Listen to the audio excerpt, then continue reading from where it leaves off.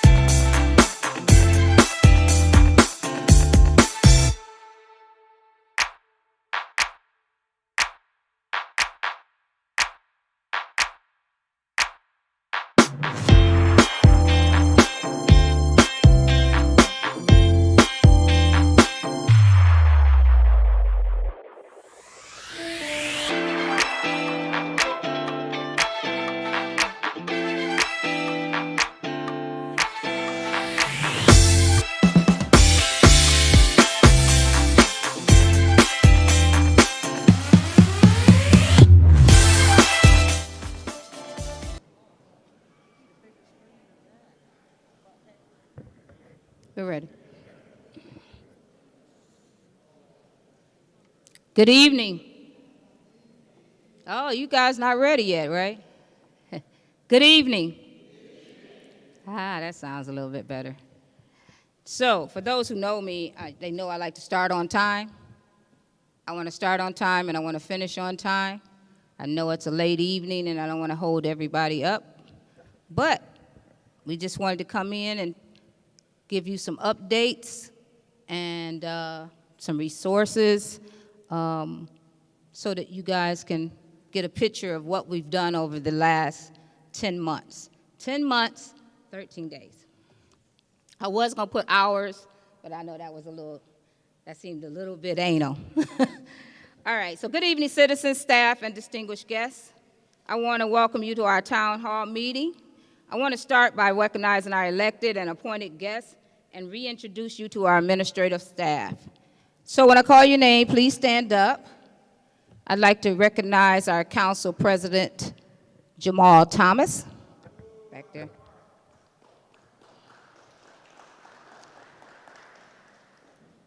Our councilwoman from the 1st District, Tamiko Manica.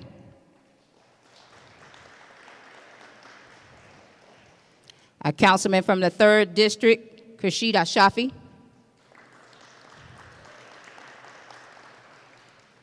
Our city treasurer, Janice Bibbs. School board president, Anthony Askew. School board vice president, Janet Spite White. School board trustee, Mark Ashley Price. I'm sorry, he got a new title. School board treasurer, Mark Ashley Price. School board member, Lauren McGee. Also, we have some people who are appointed here. Also, we want to recognize our superintendent of schools, Dr. Zakia Gibson. Her executive administrative assistant, Ms. McPhail, Lisa McPhail. I'm looking through here, making sure. I know we have some commissioners here. I saw our commissioner, police and fire commissioner here, Mike. Let's see. I see anybody else. That's why I wanted you to sign in, so I can make sure I saw everybody. If I missed anyone, please forgive me, and just stand up. Okay, great. So now I want to introduce you to my staff. And I'm going to go in order. My administrative assistant, Miana Wyatt. at the table. I want to have our CED director, Mr. Tyrone Hinton. Our finance director, Ms. Eleanor Williamson. Our human resource director, Ms. Kira Lyons. Interim Fire Chief Eric Hollowell. Our city attorneys from Giamarco and Mullins, right here.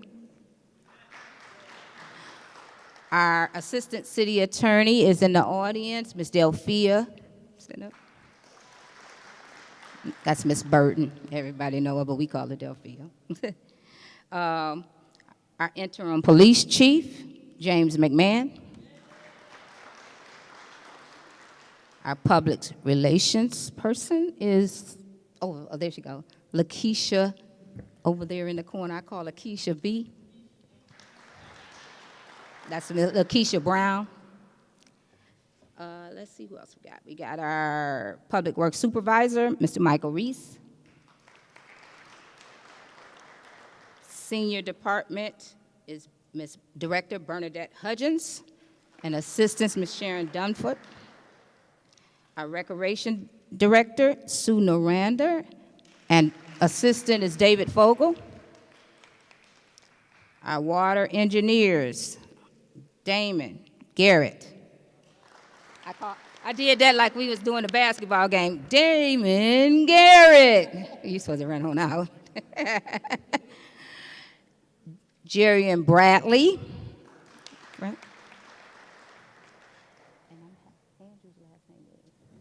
Mr. Andrew Richmond. I realized I didn't put it on here. And then the star of the show, as usual, is our CFO, Miss Kathy Square. And that's my dream team, y'all. So we're going to kick this off. Let me start by saying it has been a very busy 10 months and 13 days. Some of them have been great, and some not so great. But through them all, we've continued to push through the process in order to progress. And that's the key, progress. Tonight, my administrative staff will highlight some of their accomplishments over the 10 months and some of their goals for the next 3 months. Our city is being looked at by people all across the globe.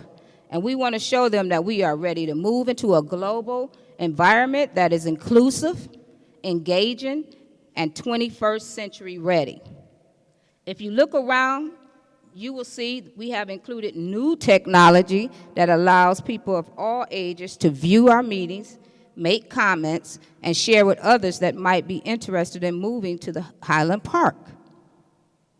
I saved that part because I wanted to introduce you to that person who's been taking care of that, and he's over there, our IT director, Director Lackey.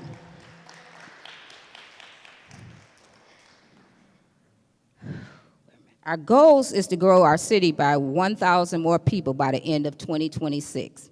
Now, I know you guys saying, that don't seem like it can happen. But without a vision and goals, our city will perish. So you have to have a vision and you have to have goals. If you don't, there's no need of moving forward. The 2020 census indicated that Highland Park went from 11,000 plus people to 8,900 over the course of 10 years. How did that happen? Well, the decline of investments in the city took a hard toll, which created a big flight. What do we do to turn that around?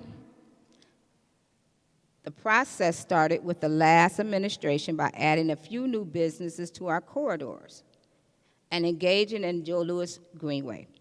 Now, I want to talk about finance and revenue, and I know she don't want to stand up, but I left her for last too also for a reason.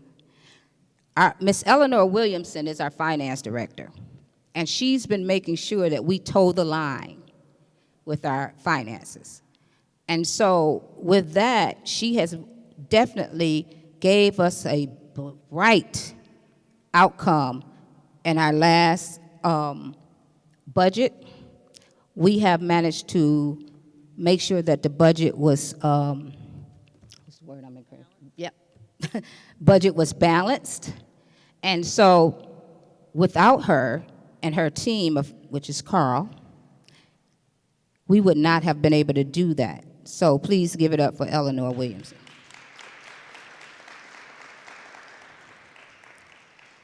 So I'm not going to hold us on, but I want you to understand what we're processing, what we're going to be doing. The process started with the last administration by adding a few new businesses to our corridors and engaging the Joe Louis Greenway.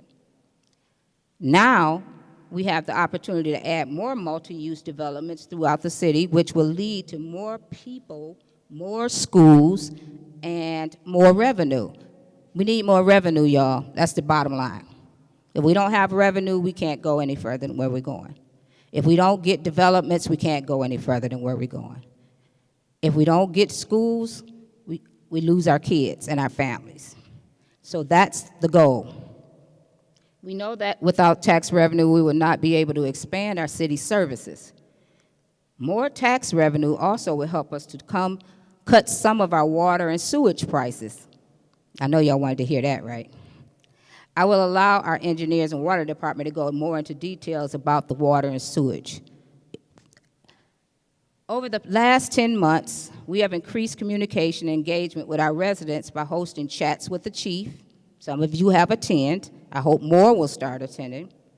Coffees and conversations, citywide block club initiatives, walk the city with the mayor, veterans events, and youth engagements, and the Highland Park Spotlight on WHPR television.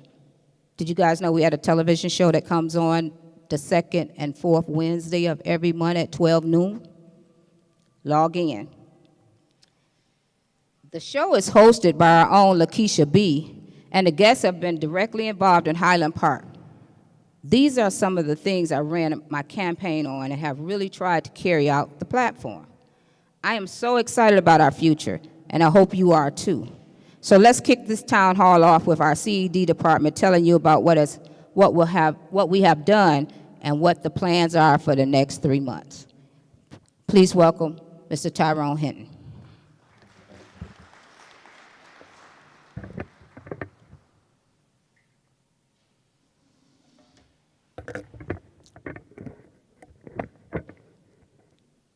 I always have to start out checking to see if people can hear me. Can you hear me?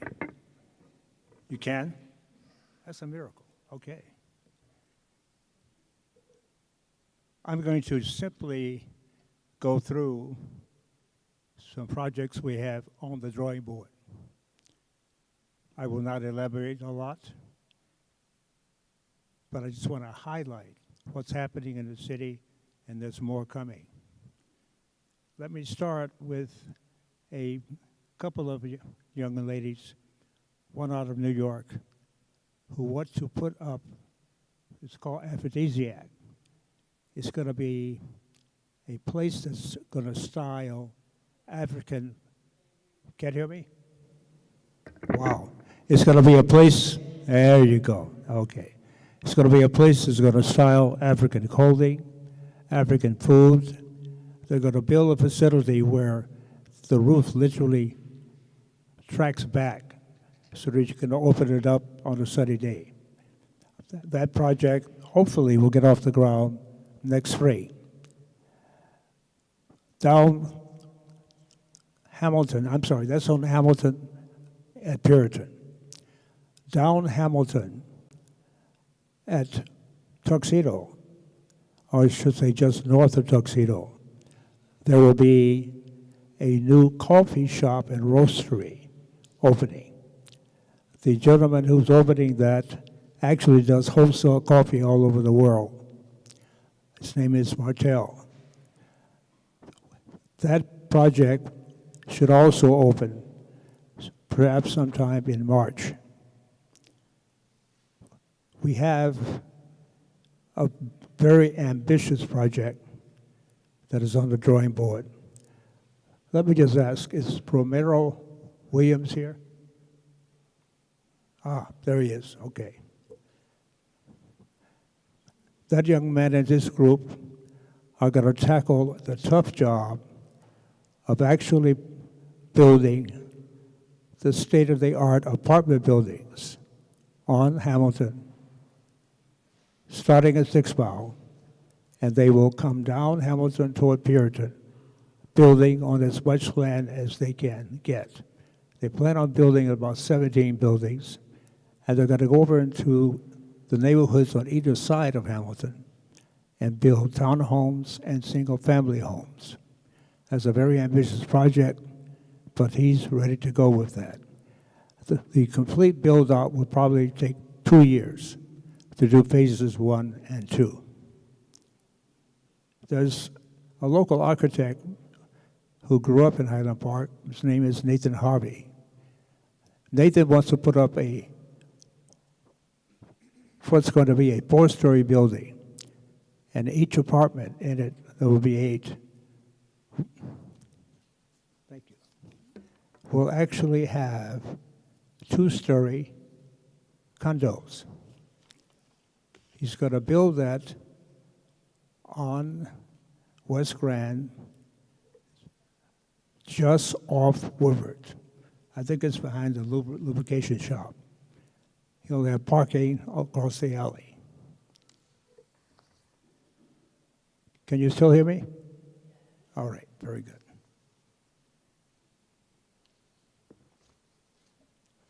There are a couple of guys, partners, who own the fish market down on Woodward. You're familiar with that, right? Okay. They want to take the old, I guess, Muslim temple right off Puritan at Hamilton and turn it into an office complex. They're going to build a parking lot next to it, and that should be a project that many of the people who are moving into Highland Park who want to open businesses will probably rent space there. They want to do it up first class.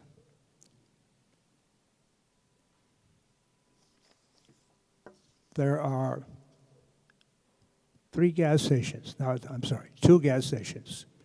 coming to our area, right at Oakland and 6 Mile. That old gas station, I'm sure most of you know what that looks like, right? It's an eyesore. Well, these 2 gentlemen are going to open a store that's going to have a convenience store within it. It should dress up that corner.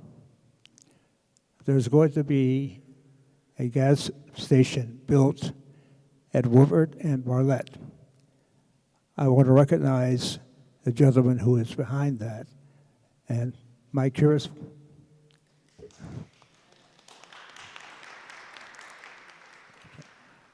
Mike and his guys are going to build a WOW gas station.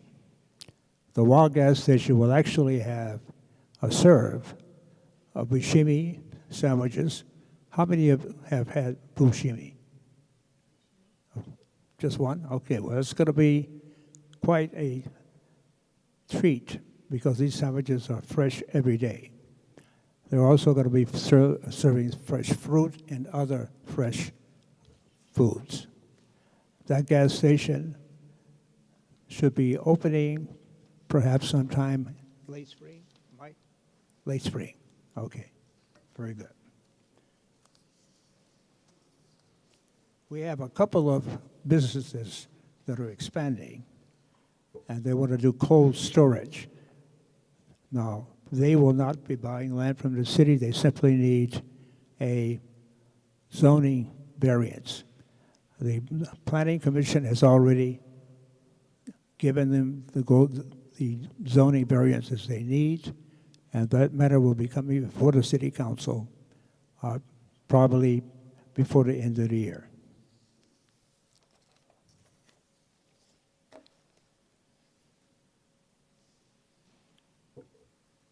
There's a gentleman who tried to build a low-income housing tax credit project on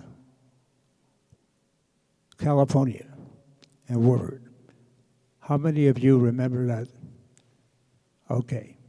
They have now been given the opportunity to build that same project right across the street from the courts and the police and on the old Willard School site.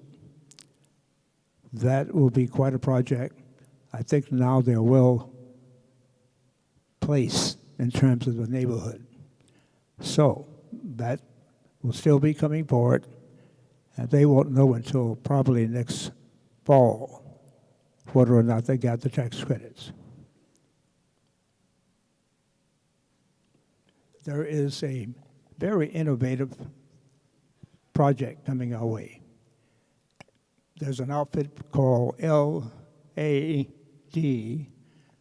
Homes. They build a very unique home, urban style, and each home can accommodate any member of the family that has physical challenges. These homes are very attractive, and they're going to build 10 on Tuxedo, just to the west of Hamilton.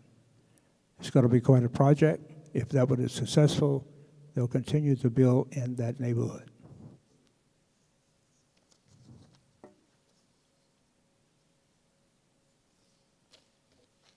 That summarizes all the projects that we are juggling, trying to make them happen. I am hoping, because of all the work that's been put into getting these projects to come forth, that they come forth with your blessing. I want to recognize one of the partners in the apartment building project, Bishop Thomas and Romero will be a part of that project. They're joint venturing that project. Okay, I didn't want to forget about you, Bishop. Okay, all right. Well, that's it. Thank you very much.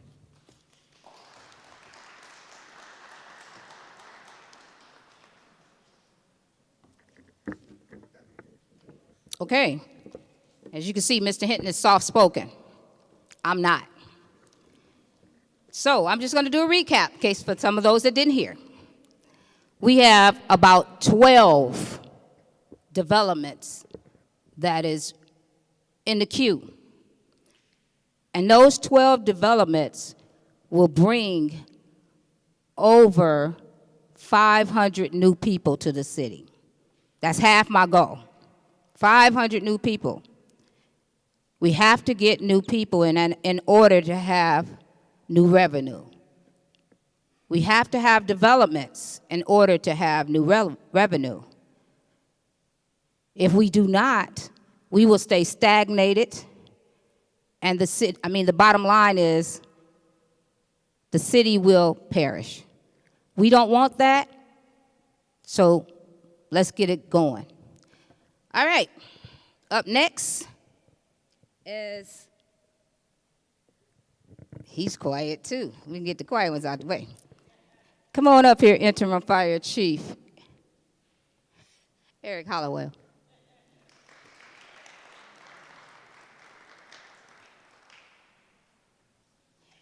And they have 5 minutes, so they know. Everybody's like, okay. Don't forget to write your questions down. That's how we're going to answer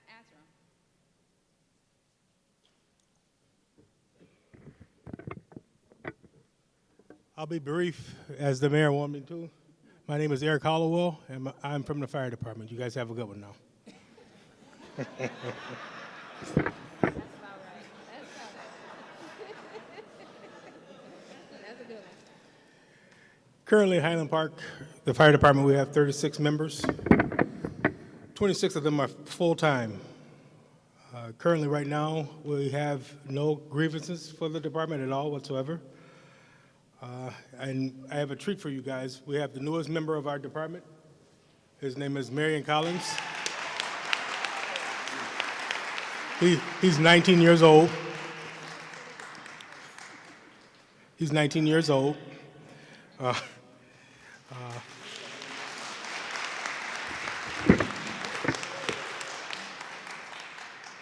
And I'll give you guys a couple quick stats.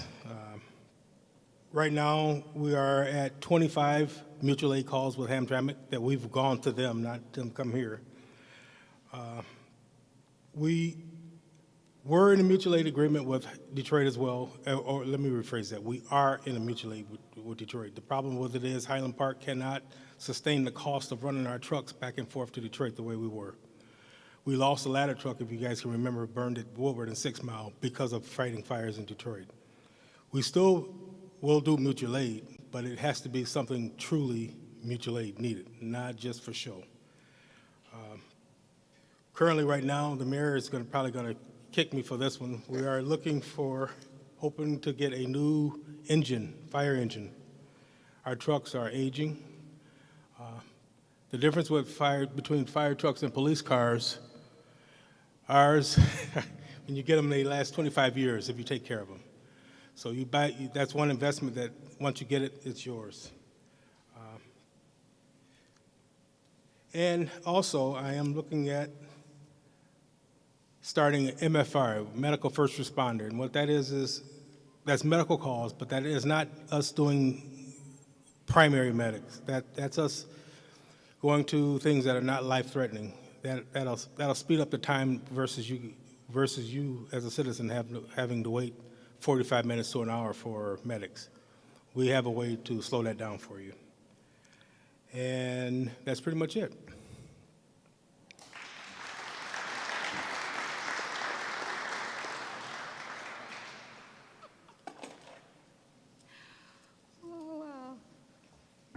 You guys heard that, saying, speak soft and carry a big stick.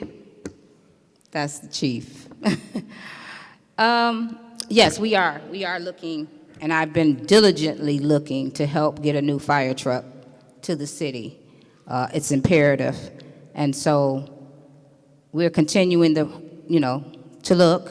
We're continuing to reach out, and hopefully there's one or someone at the state or federal level could get us the funding to help us get one. If we can, we just got a new one from our last state rep. That was a ladder truck. We're searching for a pumper truck. And so those are different, and we definitely have to get one. So no, Chief, I'm not mad. All right, so up next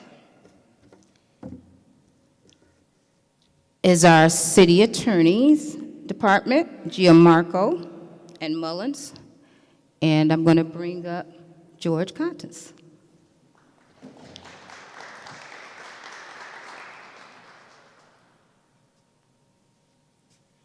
I should probably stand away from this. I've never been accused of not being able to be heard, so I'm sure you can all hear me.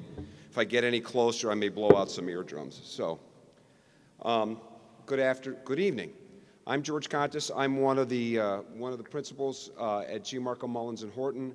The municipal law group acts as city attorneys for the city of Highland Park. Also, Delphia Burton, who was introduced previously, is here on the ground in the city and is almost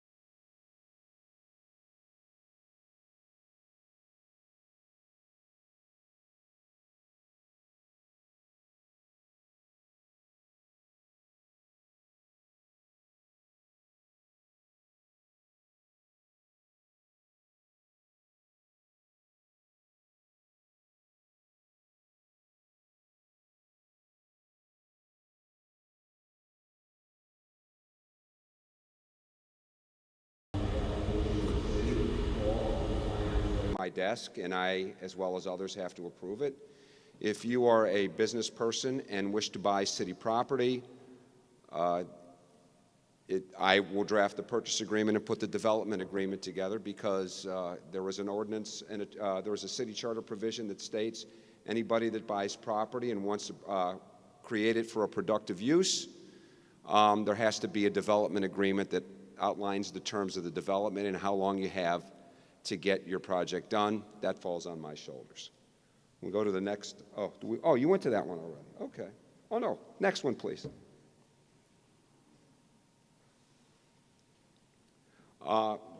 Concerns or issues that are always a touch point for attorneys. Prior record retention and disposal practices. The oversight of municipal operations from a liability perspective. Lawyers always worry about liability. And threatened financial harm to the city and its residents from inherited litigation. Next slide, please. And how do we plan to address these concerns? We search for and/or reconstruct records where possible, and absolutely prohibit document shredding. You shred documents, you get in trouble. Institute litigation avoidance and defense practices. That's just good business. 3, we attempt to implement new strategies in defense and litigation.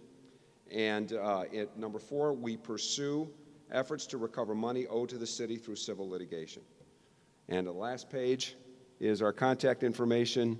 You can't see it there, but our John's email address, the main phone number and extension for the legal department, Delphia's email, and Adrian's email. So, thank you.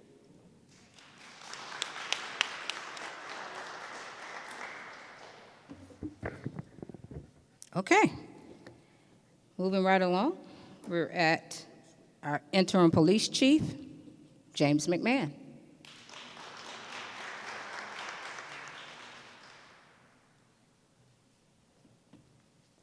All right. So first thing I wanted to good evening. Allow me to first publicly thank our mayor for the opportunity to serve as interim chief of police. I started here as a desk officer in 2007, and standing before you as the chief of police is truly an honor for me. I want to thank the men and women that make up the Highland Park Police Department. I could not ask for a better group of individuals to stand with me as we serve this community.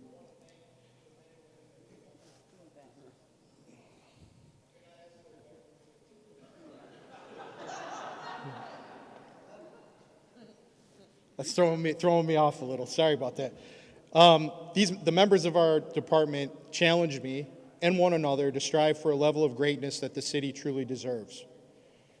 We have been working very hard to make our department one of the best in the state. Some of the things we are working on to make our department more equipped to address the needs of the community is implementing hiring of additional officers. Our staffing was dwindling away to a point where it was a serious concern, and we've been able to bring on additional officers. Although we still need more, we're in a better position than we were.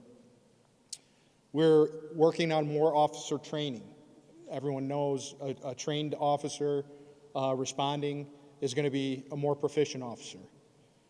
Some of that training includes crisis intervention. As some of you know, we're looking to implement a social worker here. We hope to have them in place by the end of the year. We were dealing with the grant paperwork and a lot of other things, but hopefully we'll have that off the ground. And I think that'll truly be a good addition to our department. We've updated our fleet. Our fleet was aging to a point where it was unsafe to the officers and potentially could have caused us a delay in response time. We've been fortunate enough to update our fleet, and so I'm happy about that. We've made several technology updates within the department. We're looking to expand our blue light, which, for those of you who don't know, it's similar to the green light in Detroit. We partner with local businesses. We have access to video equipment and audio equipment, and it helps us monitor those locations. And we have a couple businesses already, but we're looking to expand that, especially to areas that we're focusing a lot of our attention on, a lot of our resources on. We've recently partnered with Lexipol, and Lexipol is a program that is allowing us to update all of our policies. Policies are important. The officers need to know the rules that they need to play by, and I think it helps our legal department out when we have some updated policies. So for us, that's exciting, and we hope to have all of those implemented here as well very soon. I've spoken in the past about Clemis.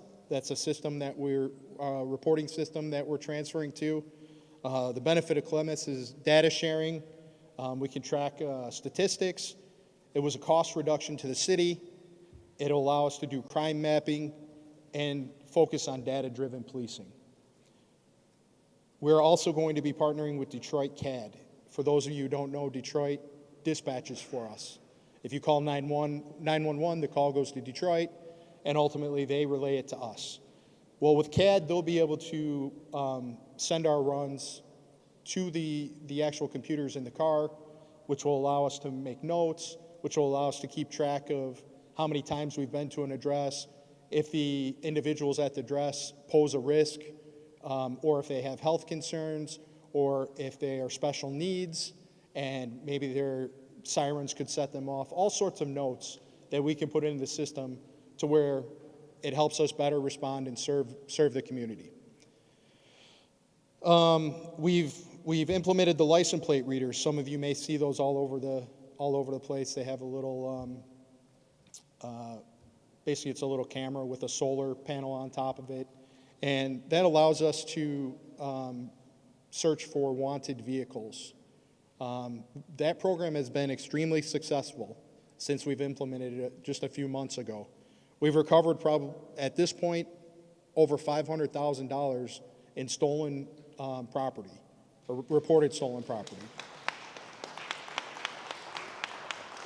Yeah, that's great. That also includes arresting wanted individuals for violent crimes. Someone may be wanted for homicide. Someone may be wanted for robbery. All of these things, and this system allows us to track those individuals. Clearly, I know some people are leery about this technology. People think that maybe we're using it for things that we shouldn't be. I want to assure you that we are strictly using this for wanted individuals, and we do not use that as probable cause to arrest an individual.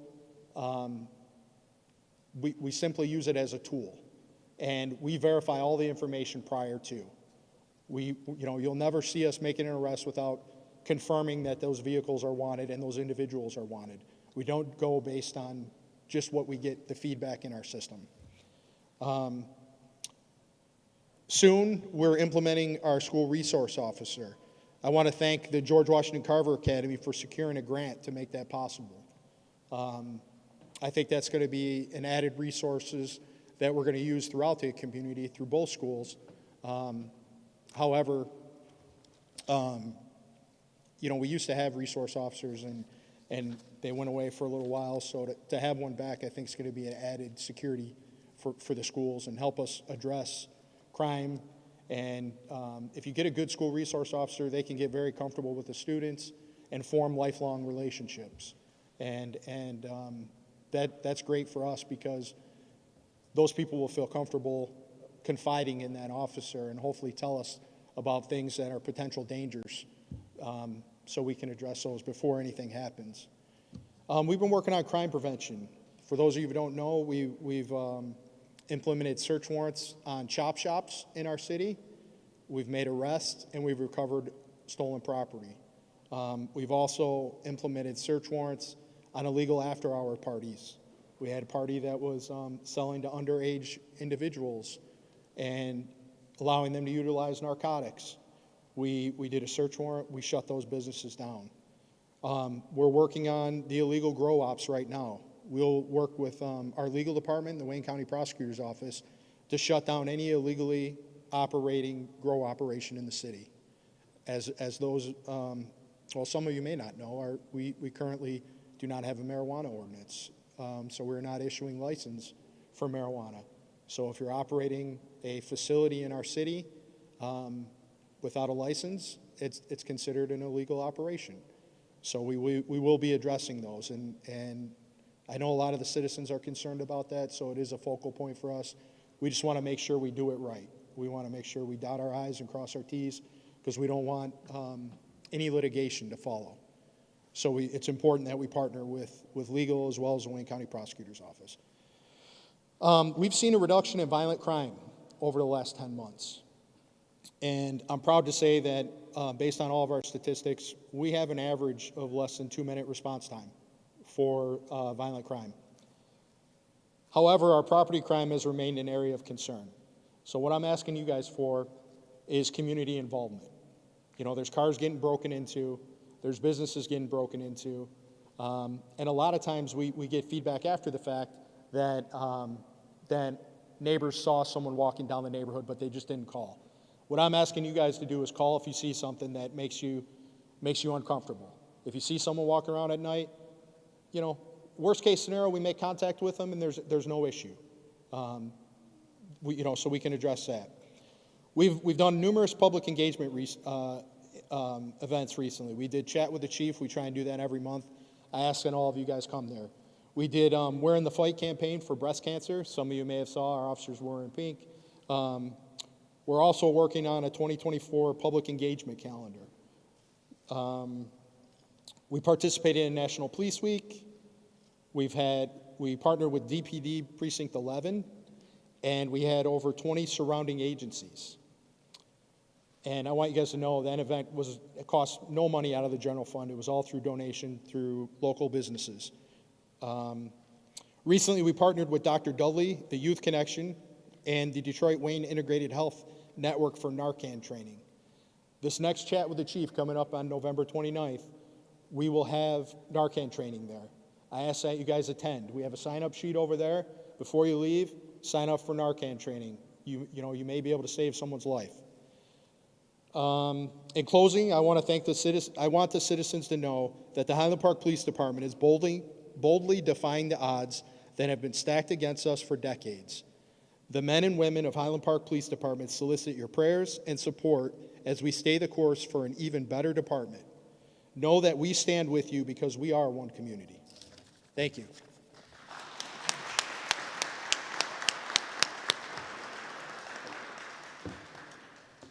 Okay, so we have one that's quiet and one that's long-winded, but that's okay. I stand 10 toes down with these departments, and I'll put them up against any other departments. So, trust me.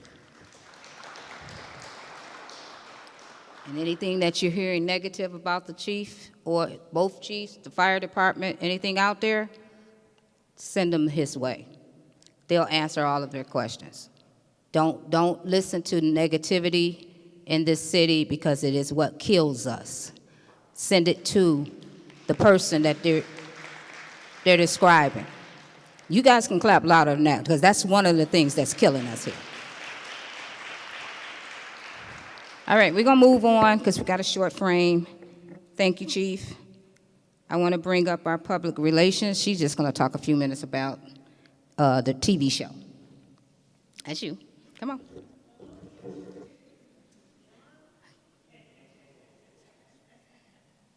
You're going to do 2 minutes about the TV. Did you say I had to come up here? Yeah. Well, hello. This is a surprise. I was not expecting to come up here, but it is a blessing to be able to greet all of you tonight. I did just want to, as she says, talk about the TV show. And the engagement has been amazing. So thank you to everyone who has been on the show thus far. And no worries, I'll be reaching out to bring more people onto the show. But the show does air every other Wednesday at WHPR.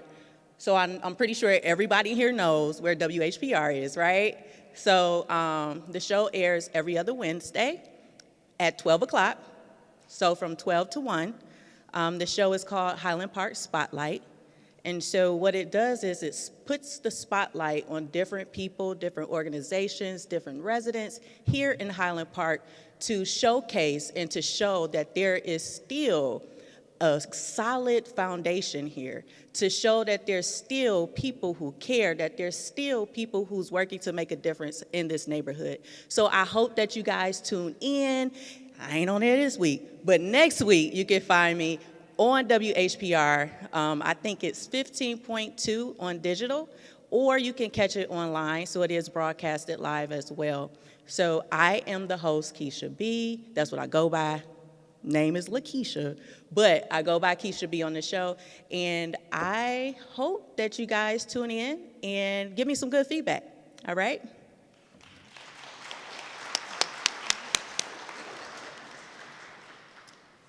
All right. Up next is our public works supervisor, Mr. Reese.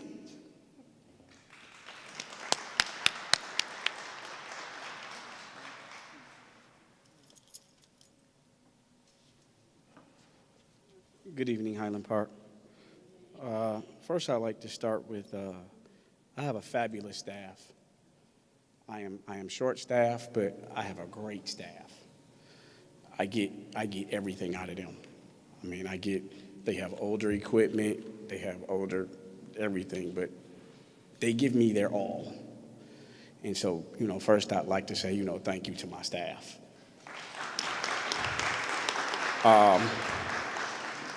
Second of all, we're doing an awful lot of cleaning up in Highland Park. I hope y'all can notice that. It does take time.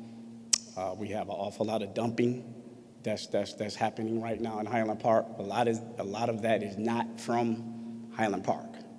That's coming from outside of Highland Park. We have certain areas where I can pick up on Monday and you go back on Wednesday and it's back there dumping. But we're working on that. And I would like to ask y'all, first of all, if you see anything as far as dumping, please call somebody and just tell them. If you can call the chief, his office, call me. Please don't call me with I saw him, but I didn't say nothing, because we're trying to stop it, okay? We're still cutting grass. As y'all can see, I know it's a little cold, but we still trying to, catch them and just make sure that the whole city is cut and that it looks well. We're still patching potholes. I do get y'all phone calls for that, so we are, working on that. And I'm pretty much done. I don't have anything else to really say, but we work.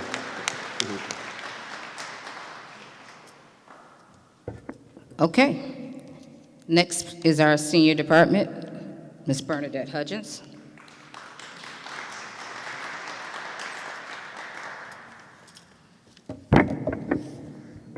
Good evening, everyone. Oh, I don't need that.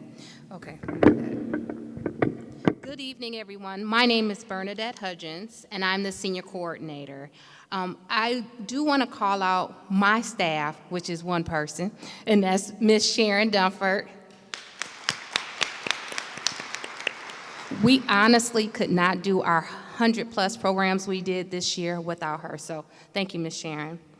I will give you all a brief overview of what the senior department accomplished in 2023, and then I'll also give you some insight on what we're planning coming into the new year. So throughout this presentation, you'll see some pictures of some of our events. If you're not in the picture, that means we need to see you. You need to come on out.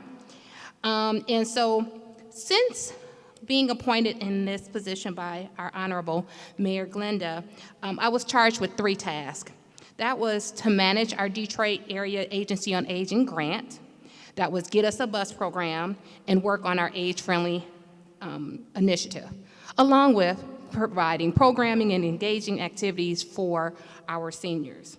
So I feel proud that we have accomplished that task. Hopefully you have seen and engaged in a number of the activities that we've had. You've seen our abundant calendar of 8 to 10 activities that we do to get our seniors out of their apartments or homes to engage in the community.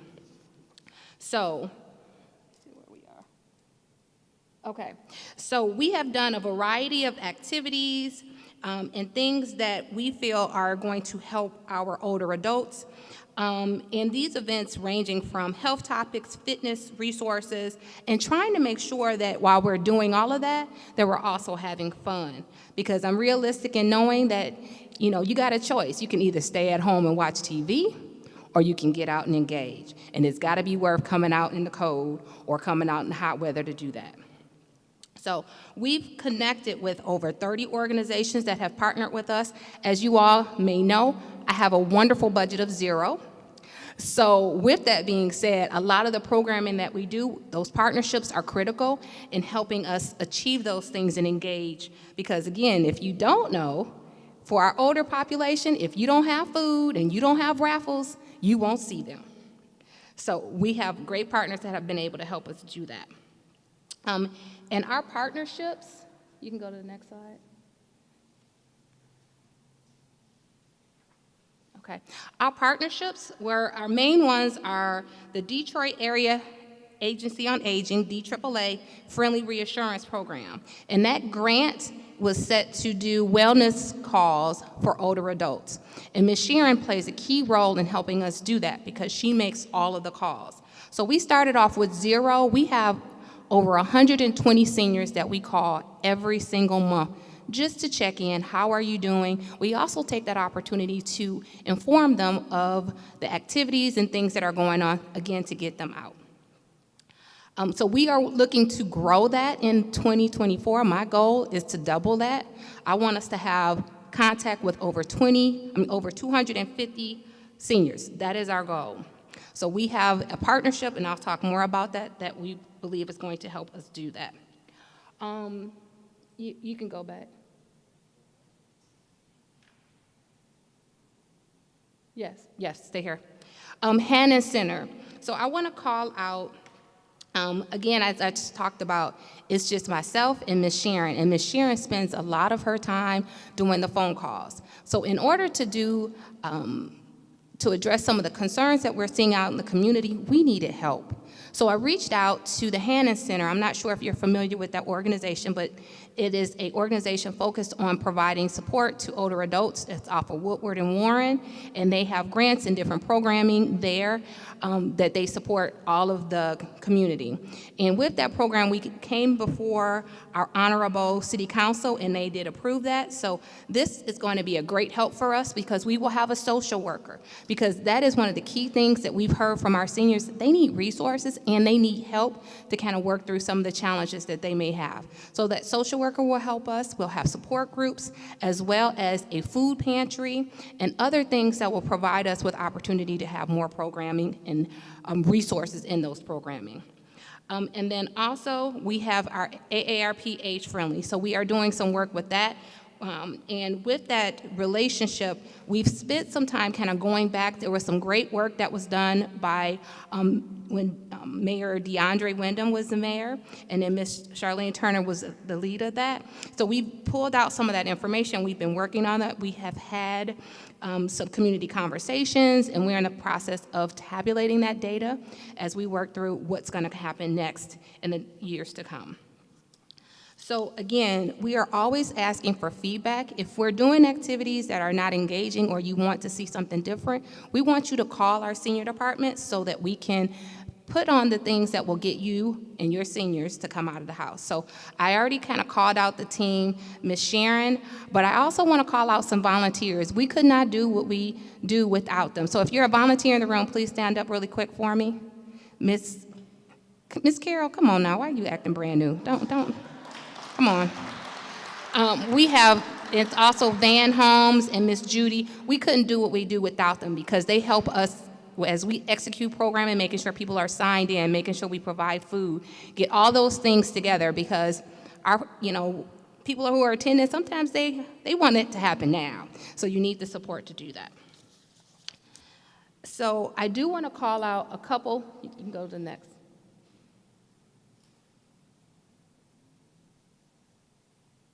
Okay, so yep, I called out that, yep, you can go to the next one. Okay, so 2024, there are a lot of things on the list for 2024. So for the sake of time, I'm not going to go through all those things, but I do want to call out some key things going into the new year. My goal is to be strategic. I did a lot this year, 8 to 10 programs every month, but that becomes a challenge when we only get 10 or 5 people at each one of those events. So our goal is to be more impactful. We want to make sure we have a greater participation. So again, your feedback is so critical to help us do that. So we have 1% Better, which is a partnership that we're looking to grow, and that is a group where they do senior resource fairs. And in other communities, they're getting 150 of their seniors out to those events. They provide them transportation, a warm meal, activities, and continuous engagement. So we will be doing that. We'll try that and see if it works. Again, I'm not a person to keep doing things that don't work. So if we do it for a couple of months and it doesn't work, we'll continue to try some other things. So going into let me hit on one more thing. Landlord and tenant education.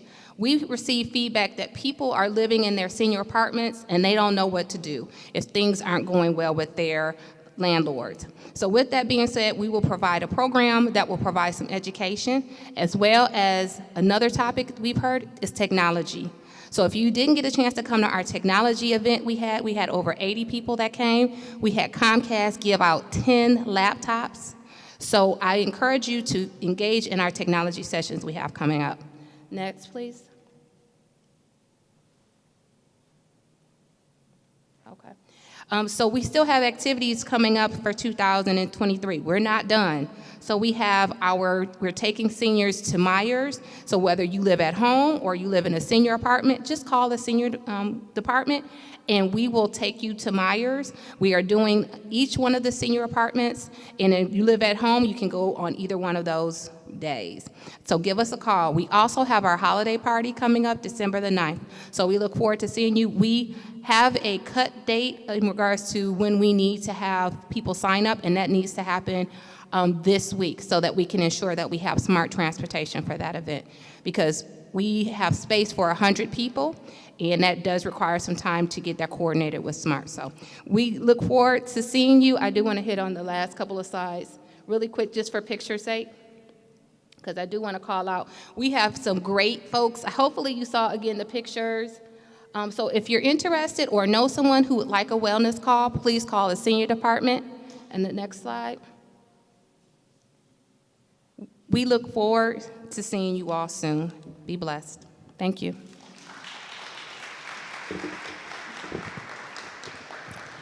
Okay, we know it's hard to keep it within 5 minutes. It's really hard, but we do have like 10 departments, and we're trying to move forward because I want to get to the one you all came for. All right, so up next is our Recreation Department, Ms. Sue Narander.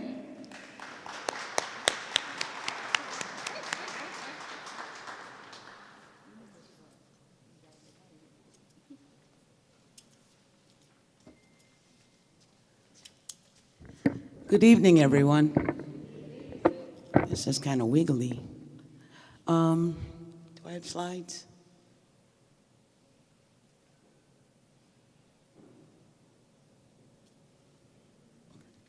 The first thing I'd like to mention is that our department operates with a mission statement.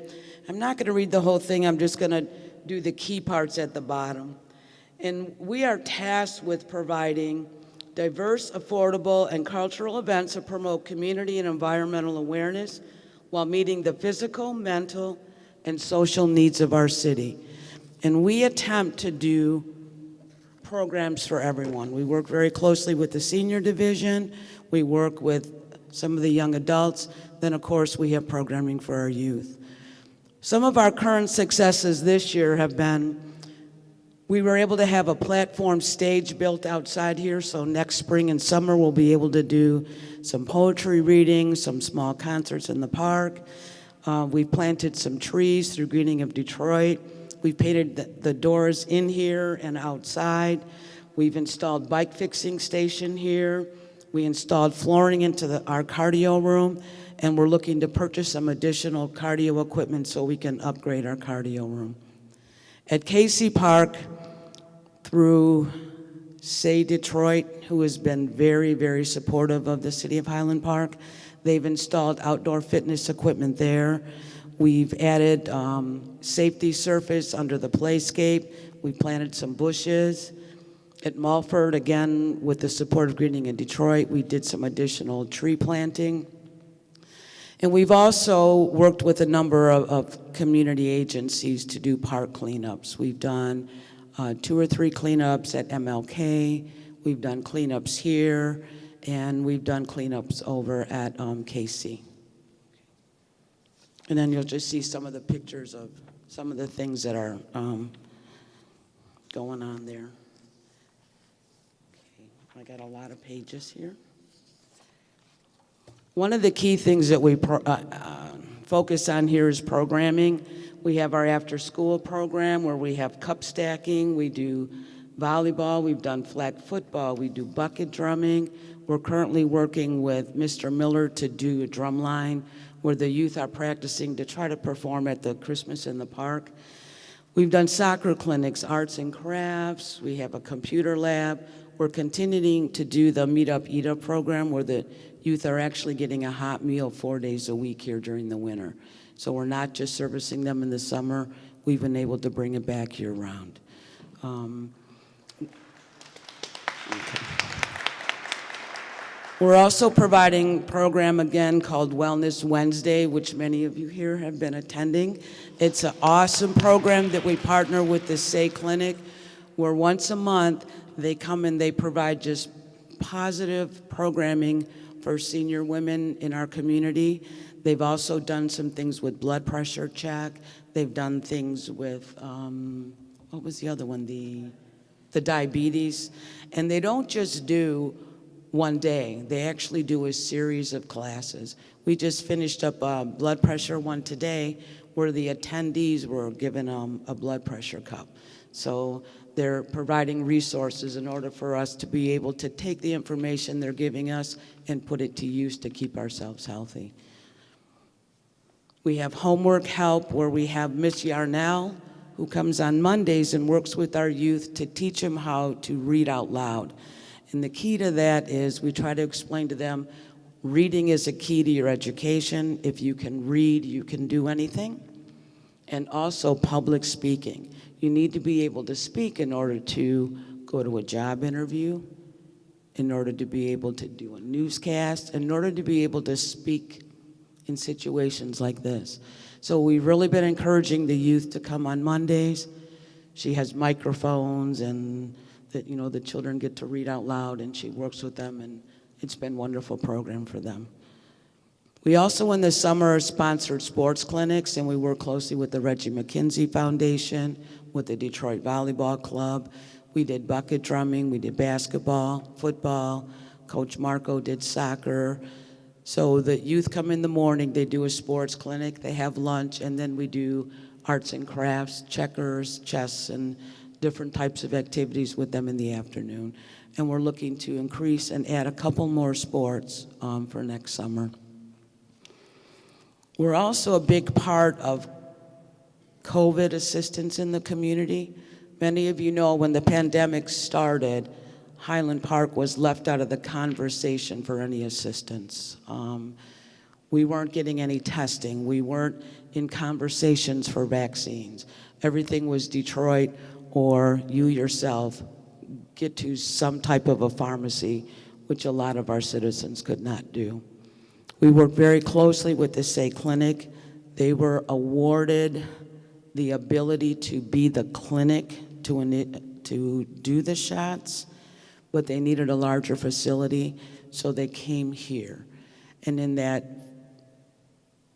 February to June, we vaccinated close to 10,000 people.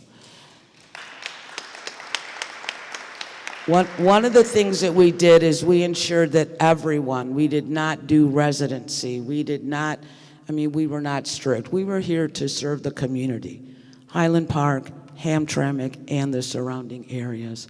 So Wayne County and the state of Michigan really appreciated our efforts.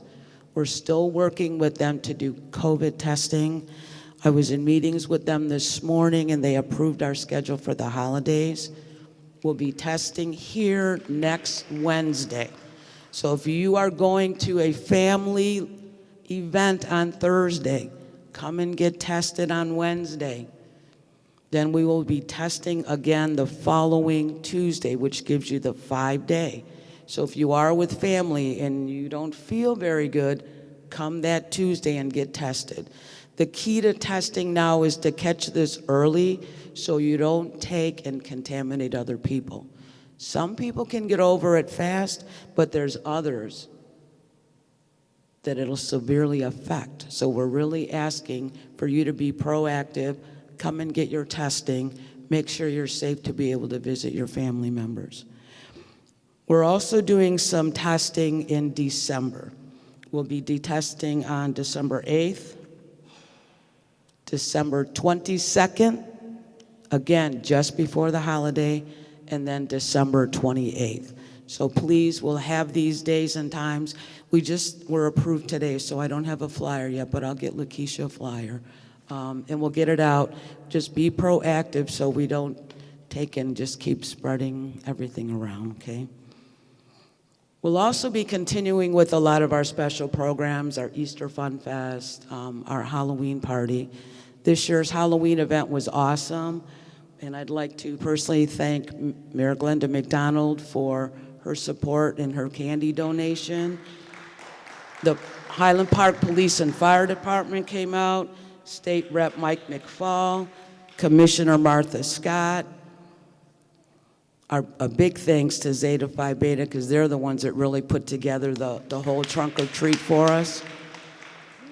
Old Timers of Highland Park, Easton Block Club 1, Debbie Barnett, Carol, Vanessa, Renee Ford, Anita George, Calvin Lundy, they all chipped in to help get everything decorated and everything cleaned up. And we really appreciate all the support. As Bernadette said, it takes everybody working together to really make these things successful. And, did you already see all of our awesome pictures? And again, this is just a list of our community partners. We have CAD, Detroit Area Agency on Agency. We work closely with Legacy of Literacy to keep our library operating and our outdoor library. The Reggie McKinsey Foundation, Revival Tabernacle, Say Detroit, 4-H, Rehab Highland Park. Wayne County has been very supportive with Executive Warren Evans, with Commissioner Scott, and with the Parks and Rec Director, Alicia Bradford. We've worked, again, closely with the Wayne County Health Department, with the State of Michigan Health Services. We have a new program we're working with, Two Girls from Women, where we have young ladies coming in, where they're learning how to crochet and learning how to have conversation instead of just chatter. So we've been really working on that with some of the young ladies in the building. And some of the things that we're looking to do is we want to continue to look for funding to upgrade our parks. It's been a wonderful challenge working here. As the mayor said, the funding is very limited, so we develop partnerships, we seek grant funding. We are very close to being able to submit bids for the funding that we receive from State Rep Rashida Tlaib, where we're going to be able to put some swings outside, fix up the walking path in the back, do some things with drainage for the flooding in the building. So we're working on that. We're working to expand our Adopt a Park program, where we have groups that come out and help us keep things maintained. Our standby generator, they're pouring the concrete tomorrow. The generator should be here, they're saying hopefully by January. It's been on back order for over a year. And we're also looking to continue to expand programming. And with that, if anyone has any programs that they would like to see, or if there's something that you think we should add, please feel free to come. Let's have conversation. The door's always open, and 99 times out of 100, I have a pot of coffee on. So I'm always open for conversation and for thoughts on what we can do in order to keep moving Highland Park forward. Thank you.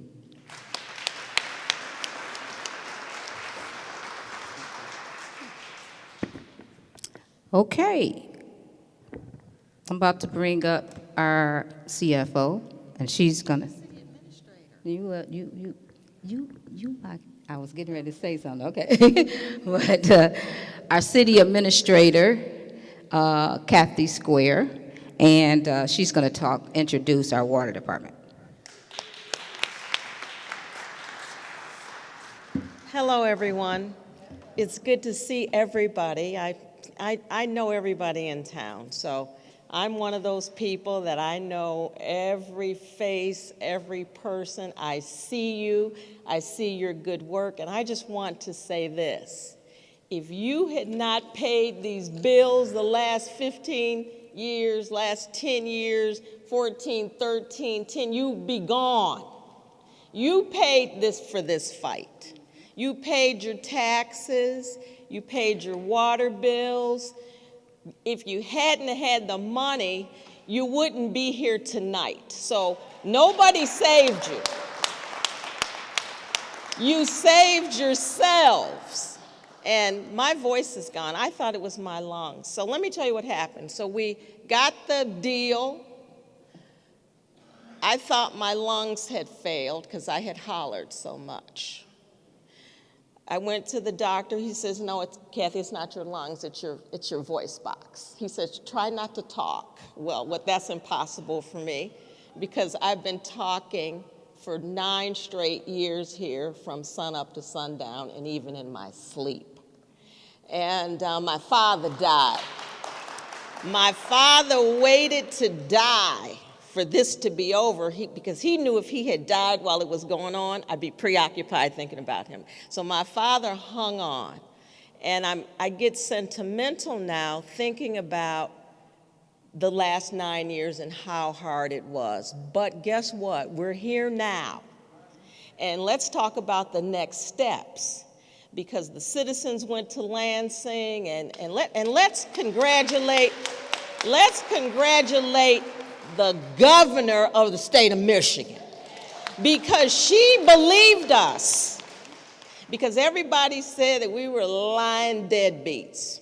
We said we didn't owe the money. We said we had a fixed rate. They didn't believe us. We argued back and forth. People got up on television and called us everything but a child of God. It even had us doubting whether we had paid our own bills here. And so the fact of the matter is we made it over. So we are sitting pretty in our houses tonight.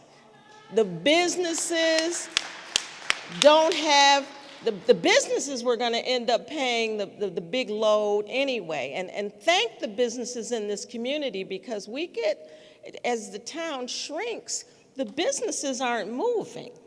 The people are moving, and the businesses, they have the highest SEV, and they pay the majority of the taxes. So when I say that the taxpayers paid for this, this really was everybody paid to save the city. So bottom line is you saved yourselves. You just happen to get a good gun woman. I'm going to call myself a gunman because it sounds better.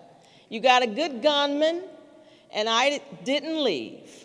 Because I could have left. I could have said, well, you guys aren't paying me enough money. I need a new Cadillac. But I did not leave. I kept driving that Chevy, came over here, and sat at that desk, and for 9 years. And there's another rough year ahead, because we got 4 agreements we got to execute. We got this, so we're sitting pretty in the houses, and we don't have the tax levy to worry about, right? So now part of the deal was we have to temporarily raise the rates until the meter goes in, because we've got to get a meter. My vision for the city and what the water department will be working on is a metered connection, so it's not this unmetered situation where they can charge us whatever they want. The vision is a new meter on DeQuinder and a new water tower to power it so that the water pushes down into the city so we don't have this pressure problem anymore. So so there's this temporary rate increase. But now that we've agreed to that, now there's some apprehension because there's fears that it may be too much. So Monday night at the council meeting, we will be presenting a proposed water department budget, asking council for a public hearing, and then in 3 weeks, we're going to have a public hearing. But in between that time period, we're working on some initiatives at the state to bring the costs down. The governor is concerned that, she can't do this great thing and then all of a sudden have these rates so high we can't pay them. And so we're working on that. And then we have the long-term, 20-year agreements for water and sewer with GLEWA. And this is really going to coincide with the next 20 years. We figure it's going to take us 15 years to change all of the water and sewer lines in the city. That's the current agreement that we're under with Eagle. You all remember the Helm fire, the fire that burned up all of the fire equipment and burned up all the uniforms and burned up the truck and you could see the fire from space. You remember that? It was horrible. And so after that, remember there was a lead emergency in the town. Well, Eagle came to the city and we had to agree to fix everything. And so what we're doing, what settled this case was that all the parties agreed that we would put the money that the legislature has allocated, which is great news for us, because that's money through 2028, a total of about $70 million. And this is so important because, Ty talked about these developers. Well, now the city has skin in the game. So when developers come to the city and they want to rebuild a street or build an apartment building or whatever, the city now has the money for the water and sewer lines. And so that ACO, that administrative consent order that we already had, that's going to get amended to include the funding for that. So that legislative money is going into that. So that's epic for the city going forward with rebuilding and redevelopment. So the rate increase, the amended ACO, the 20-year agreements for water and sewer, and then a trust agreement. And then what we were able to do is to convince them that we could do it. And that's, one of the great things. And then I'm going to just segue into Metro because I want the guys from Metro to stand up. These guys are professional engineers, PEs. They aren't just any old guys. These are PEs, and what they have done for us in the last, since they've been here, I don't even remember, everything's kind of a blur to me now, but I don't know when they came. I think it was 2016. I remember running ads in the paper, and no one would, even answer the ad. And they even submitted their response twice. And I looked at them both times, and I was like, ah! And finally, we hired them, and then they really came in and transformed the water department for us. So these guys are going to be working with Eagle, working with GLEWA. We've got to hire an expert to help us, an expert to go down with us to GLEWA. So this is what I want to say to you. Don't give up the watch. Don't give up the watch. You need to be going to the GLEWA meeting, if not online. They have online. You need to be watching what they're doing. You need to stay on this because right now we kind of won big. And so we can't get comfortable. I don't think we should celebrate too loudly. I think we should just stay adamant, stay on it, and focus the direction on rebuilding the city with this money and moving forward. And I think you're going to thrive and do great. I think that's what I think. And it's been I'll never forget this opportunity. I can get sentimental, but this has been everything that I ever learned I used here over the last 9 years. And I wouldn't even, my vision is to see that new tower and that meter in, because once that's in, you all will be able to manage from there. And so congratulate yourselves. And let me just say this, and I'll sit down. You some of the baddest people I ever met. Because you're still standing.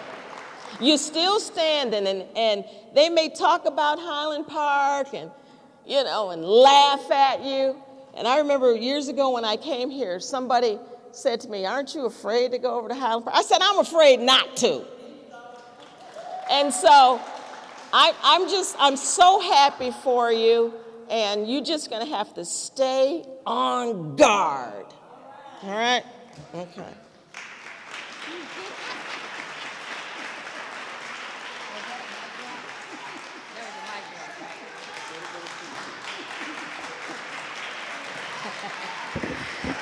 I think that was a mic drop. I'm not sure. But so, and I'm going to segue in because she forgot when she was mic dropping to bring up Damon. I'm going to bring up our engineers and water department and our director, Mr. Damon Garrett. I just told him now you got only 10 minutes. He had 15, but he got 10 now. Good evening, good evening. Thank you, and I just want everybody to know Kathy is my auntie. She is Aunt Kathy. So I really don't have a lot to say now that she took all of my stuff out of the presentation. She ain't even seen. So I can do without the slides, or we can do it with them. Okay, I can do it without. Okay, so it's a couple people. Okay, I need to recognize just a couple folks. So you saw Jarian and Andrew, but there's some people that work down at the Customer Service Center who work really hard. Dominique, Calhoun, Bridget, and Michelle handle the billing, and they do a fabulous job working with everybody in this room and not in this room. So I need to recognize them. We got a great field staff, and Jordan Edwards, he's not here. You've probably seen him. We've added a new guy. Matt Labadie is going to help with all this construction that's going to be happening over the next several years. And in our finance team, we couldn't do, the day Kathy said this whole thing is science, law, and what was the other thing you said? Math. And so we couldn't do this without our finance folks. So Jackie and Adrian, I want to recognize them. So we have 14 people that service the city of Highland Park. Our company is 70 people, so we almost have a third of our company that work for Highland Park every single day, and that's how we got this thing done. Next slide on the GLEWA slide, please. So this right here is probably a whole meeting in itself. This, she touched on it. I'm gonna dig in the weeds a little bit and talk to you about some of the good things that happened here, but as she mentioned, we had the levy that was looming. It was a $60 million levy. That's now resolved. So, they were going to put this debt on people's taxes and try to take the property, and that's not going to happen now. So that's out there. The state of Michigan has come through strong, and they have been strong. The last administration was good, and this administration has been good, but they are going to fund the replacement of our aged infrastructure, water main and service lines. So that's a part of this settlement. They even we had been asking for a long time about $100 million. We need $100 million to get this done. We were legally obligated by the ACO to replace all the water main. So, they're going to give us that $100 million, but then they also came through with this $5 million that was a part of this $30 million appropriation some people saw. That's to get this master meter in. And when we got here, the bill said resident and estimate on them. That's how the bills used to get sent out to people. And when the plant got shut down in 2012, that took our ability, the city's ability away to actually measure the usage. So we've been on this emergency water since 2012, unmetered water and sewer, which is a part of all of this. So we need, one of the things we got to do by the end of next year is get this master meter in the ground. And the master meter is going to allow the city to have accurate reads on what we're actually using so that we can really figure out the leaks. People said, oh, the system's leaky. we really don't know how leaky it is without a master meter. It's based on assumption. So now when that master meter goes in the ground, you'll be able to really see how much water you're using and how much you're losing and where to fix it. So that's a part of this deal. And the last and final thing that Kathy touched on, and I'm going to expand on a little bit, is these rates, right? These rates. Well, yes, they are going to increase, okay? And why? Why are the rates going to increase? They're already high, so why are they going to get higher, right? People want to know. Well, our old contracts, we were paying 65 cents on the dollar, okay? That's part of this battle that our contracts going back to 83 and 96. Well, we didn't win that part of that. So we got a lot of money, but now we have to enter into a new contract, okay? So now we have to pay the full dollar. And the dollar is, we have to pay the full GLEWA bill. We were paying a portion of that. Now we're being required to pay all of that. So that's going to affect our rates. A couple things. Water fund has been borrowing from the general fund since we've been here, okay? Last couple of years, I think 20, it was 3 million, 21, it was 4. It's not normal for the water budget to borrow from the general fund. So the water fund has to be sustainable on its own. Cannot go into the other fund and borrow money. That just affects the city's cash position. So that we need to get that resolved.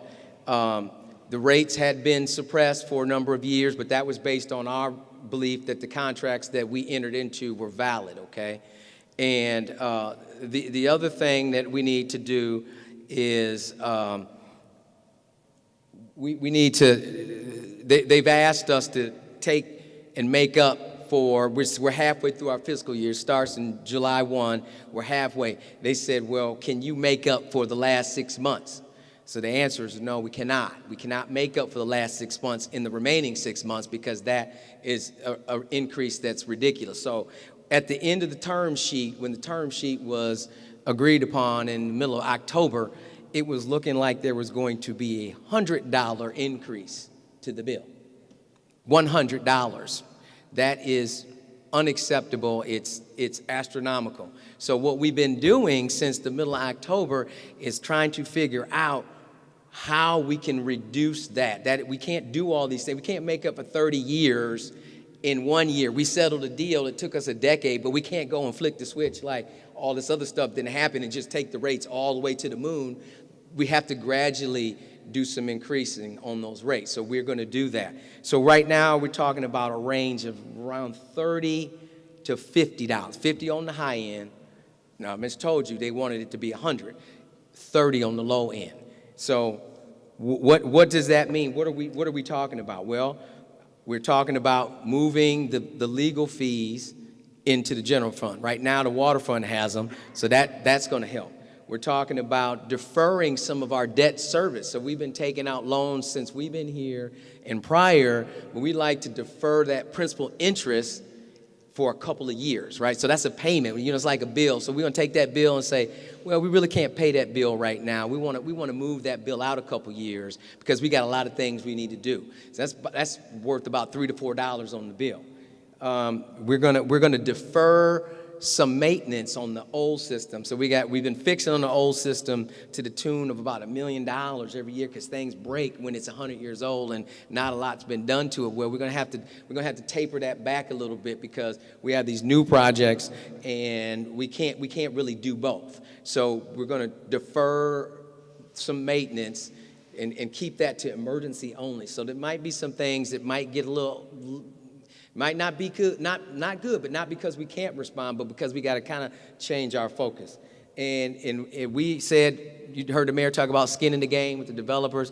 We said we're going to reduce our costs, the water department's costs, by 15%. Okay, that's going to save. And we got a whole bunch more work to do now than we ever had to do before.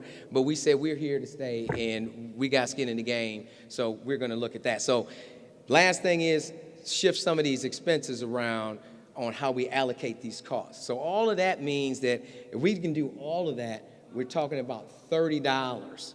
Now, the state has already given money. They're talking to these organizations, these foundations, about the assistance. So the residents are already paying what they can pay. They really can't pay anymore. So even if we raise the rates, I'm paying $50. I don't have $70. All I have is $50.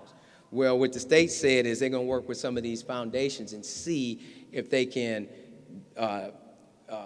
pay for that increase for a couple of years. And so part of the other part of the lawsuit is we weren't able to take advantage of the RAP program because we were in litigation. Well, now we can we can participate in the RAP. We've got Wayne Metro, we've got Thaw, and they're talking about these foundations, carrying the delta in the rate. So there's a lot of things that are going on, and a lot of them are positive. Some of the concessions on the bill, we're going to get to pay 65 cents on the dollar for the remainder of the year. So we're going to get to continue our old contracts through the end of the year, which is good for the city.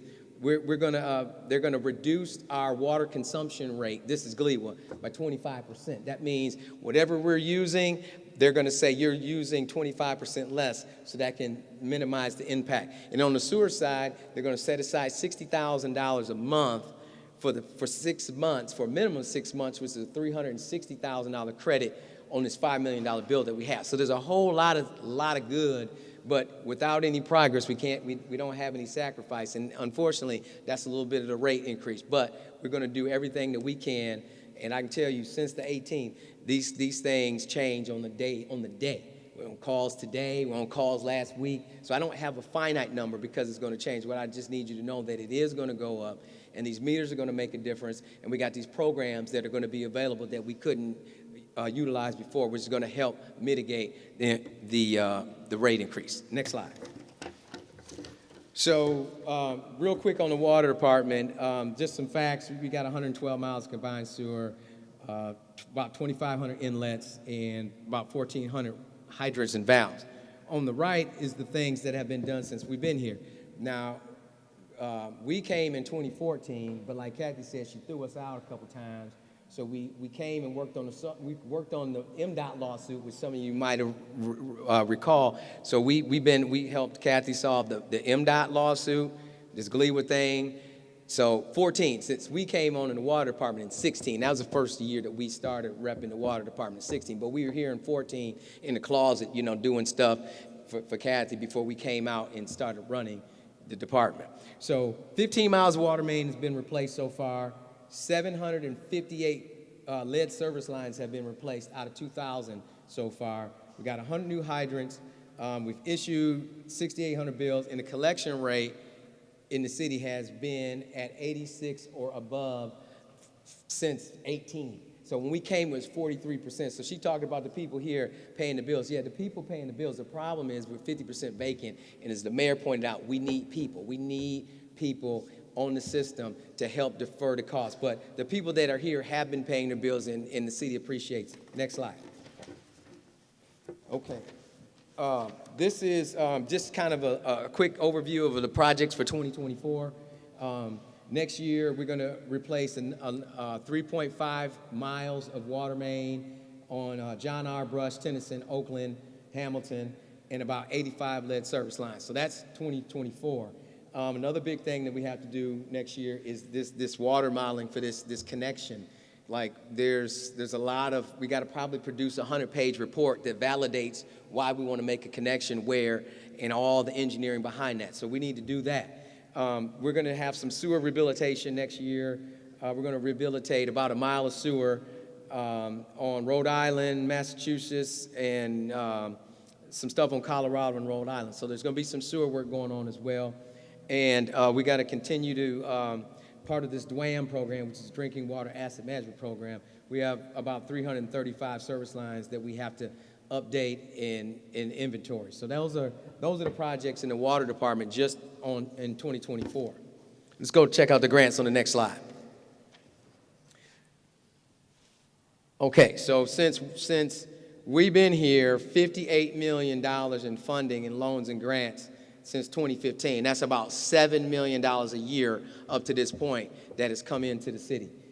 In 2024, the city got awarded, this is out of this lawsuit, the city got awarded $19 million to continue to replace the aging water main.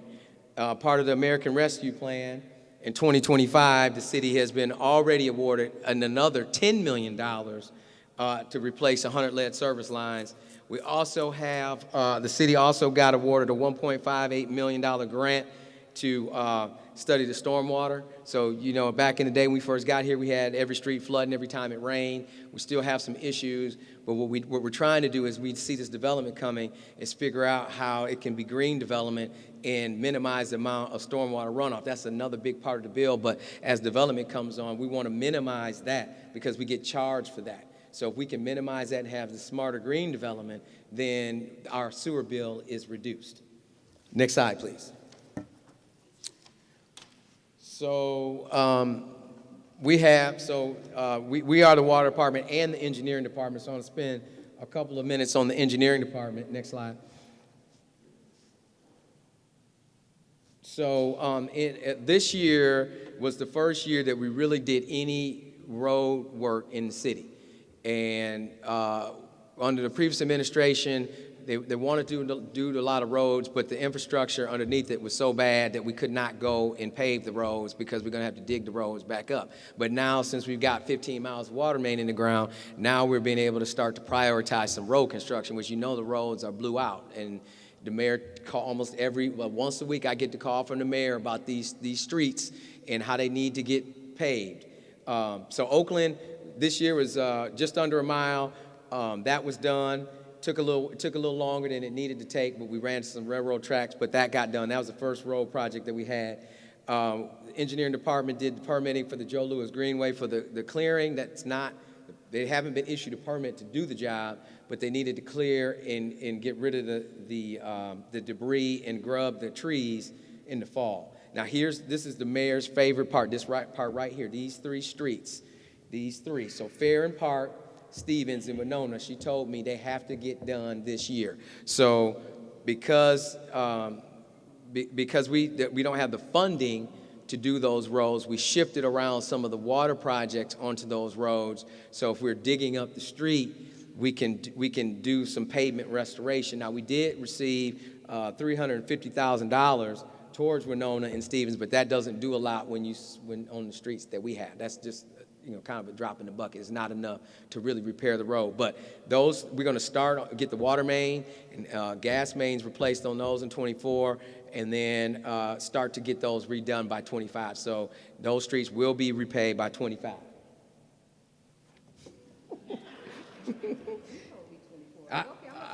Yeah, I did tell her 24, but I had to move some things around to really get it done because we just didn't have the funding to do it. So we had to get some water main on those roads so that we can dig them up and get it replaced. So the Davidson service drive, that's going to be full depth replacement repair north and southbound Davidson service lanes. That will begin in the spring of 24. So we're starting to now get into that road. So we got a bunch of water projects that we have to do, but now we're starting to transition into the road projects, which all of this is part of bringing the city back. So that's it for me. I could talk forever, but I've had to get it done in 10. And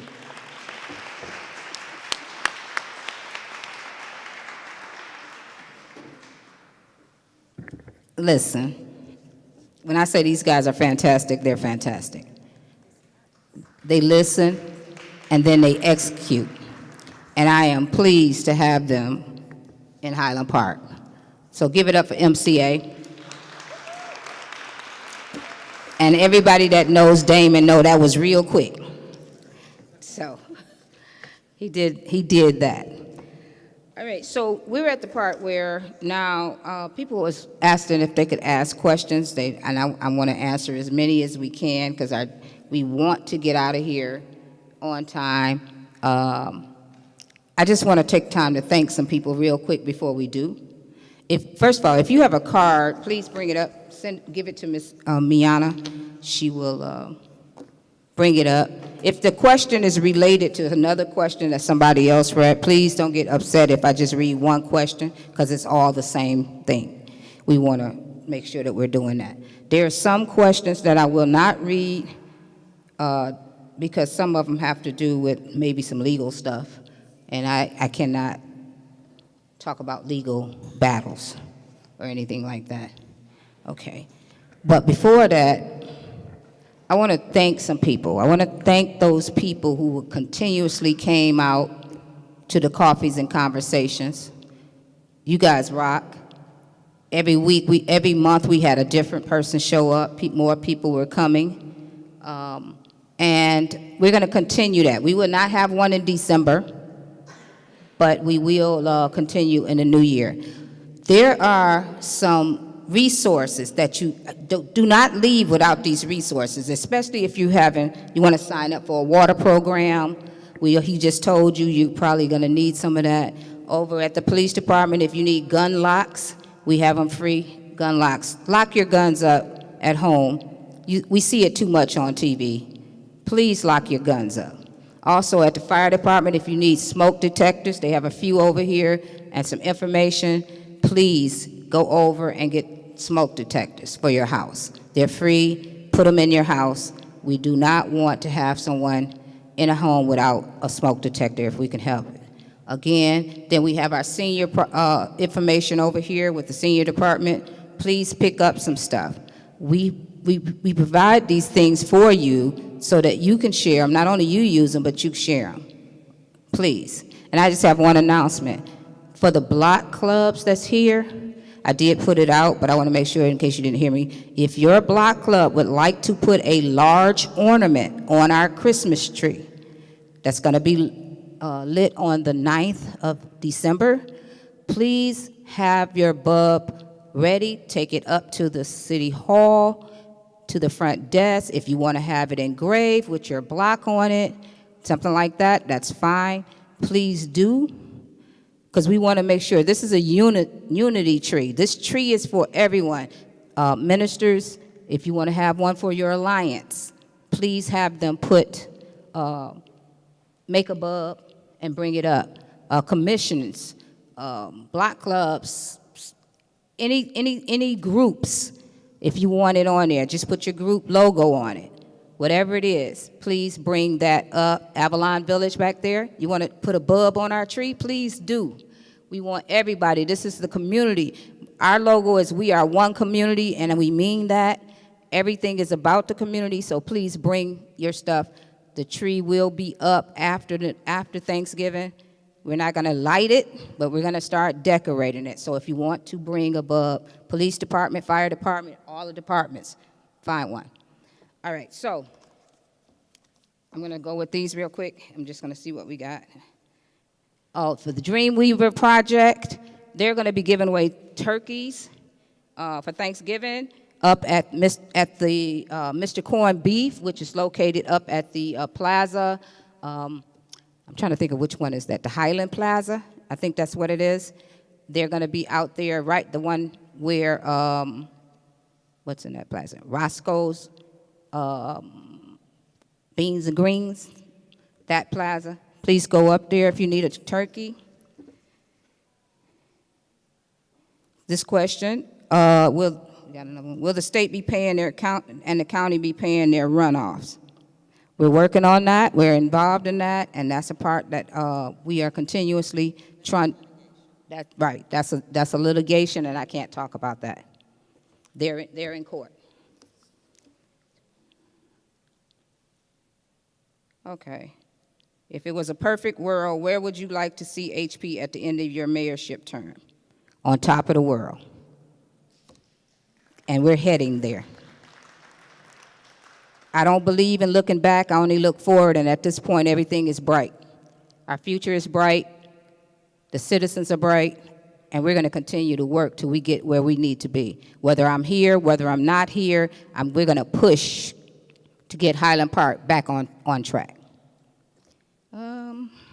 Water. What did it say? Much will our water bills increase. The rates will be talked about at the next council meeting, and also they'll be putting together for the hearing, public hearing. So that's a good time to come at the public hearing and ask this question. Come out to these council meetings, please. I implore you to. Please come out. Ask these same questions to your council people, to the people that's there presenting. This is how you get all of your information. Oh, wait, there was one more. Is the state of Michigan committed to covering all HP's costs, infrastructure costs? We hope so. They've made a very big start. Yeah, they've definitely pledged an amount, so hopefully that will, but it's a good start, and we're going to continue to get it done.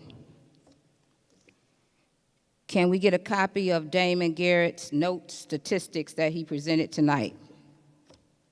They want a copy of your,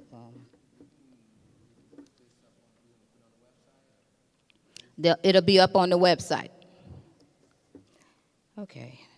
The state of Michigan and Glee will have had lots of control over Highland Park water. Is HB going to receive another emergency manager? No. We've already had an emergency manager. No, we will not. Public Act 436 says that you have 4 options, but you can only use them once. Under 436, we've had an emergency manager, so we can't go back to an emergency manager. So no, we will not. And we probably, hopefully, and prayerfully won't need one ever again. I see bright futures. We're not going to talk about the negative that happened before. We're talking about the positive, and right now, what's positive is we are on the way up, and Highland Park will not be denied by anybody ever again.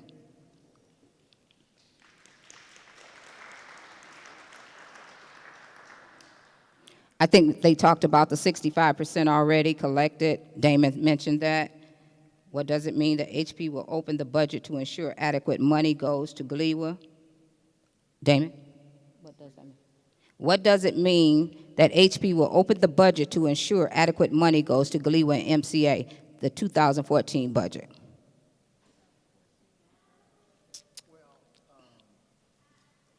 The 2014 budget. I know he mentioned they came in 2014. I think they're mixing something up. Can you see whoever wrote this? Can you see him afterwards, please? Okay. Water meters will not be on till about 2000. Water meters won't be on till about who? We have to set up a trust, and we right. Have a trust now. So the city's money now goes into an escrow, so we have to continue that. Part of that is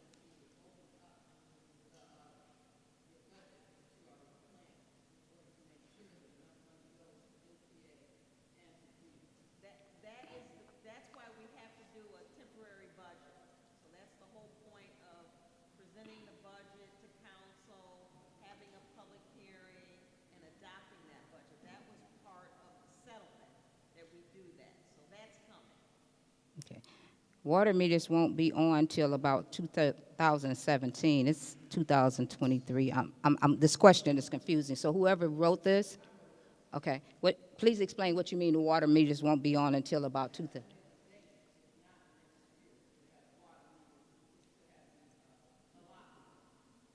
Okay, but you got 2017. I didn't.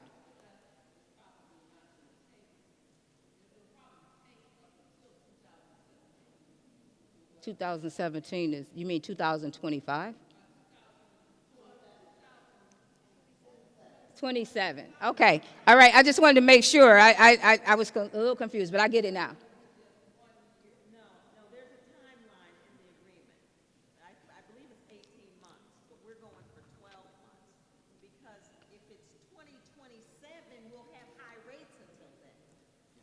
So we've got the agreement says that we have to get no longer than 18 months. And so Damon mentioned that he's got to do a 100-page report to justify that meter and all of that. But that meter, it's just a meter. And so it should not take longer than 18 months. It should take anywhere from 12 to 18, no longer than 18, but we think we can do it in 12. We've got to get the meter in because that's how your rates are going down. And that's what the legislation says. They said that we're giving Highland Park this money so that the rates can come down. So that's actually good. The other good thing is the governor's still in office for 3 years. So it's not like she's leaving at the end of the year because then we'd have a new governor and we'd have to fight to make sure those commitments are honored. So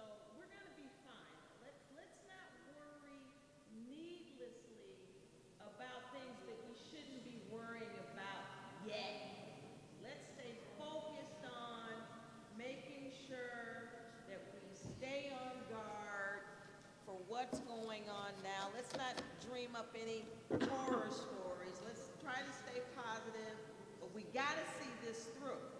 Right. And so we're going to be fine, but we just have to keep our eye on the ball and not get distracted about some of the worst case scenarios. I think we're going to be fine. Okay. This is huge for us. This deal was epic, and we appreciate it because they did not have to appropriate millions and millions and millions of dollars to repair the system. So we're gonna, and we've got the levy off the properties. So we're gonna be cautiously optimistic. Right. Fine. Exactly. So this is the last question. Why does the city have to enter into a 20-year contract with GLEWA when the city has its own water? Well, that was part of the deal, and by the time it would take almost that long to get our water plant redone. So by the time we finish with all of the infrastructures, all of the things we have to do, then you have to rebuild the whole plant. It will take about that long, especially getting the funding to do it. So that's why. And until then, we have to have water and sewage. And the best way to get that done is to make sure that we have those meters and we get an accurate readings so that you don't have to be getting bills that is not correct. And there was one about commission boards, but if you need to see me up here, because this is not, they are in compliance, but I need to talk to you about why the police commission is in place. Police and fire, actually. All right.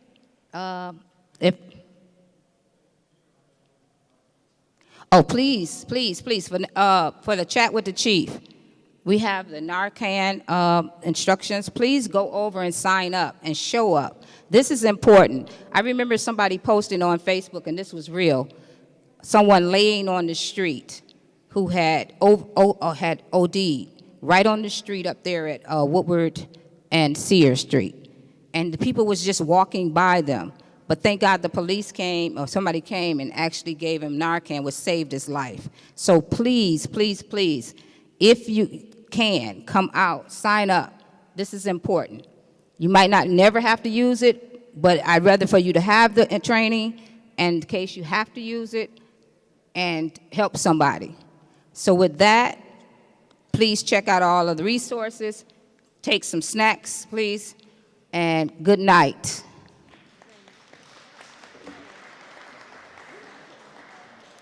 Who wrote this about the commissions?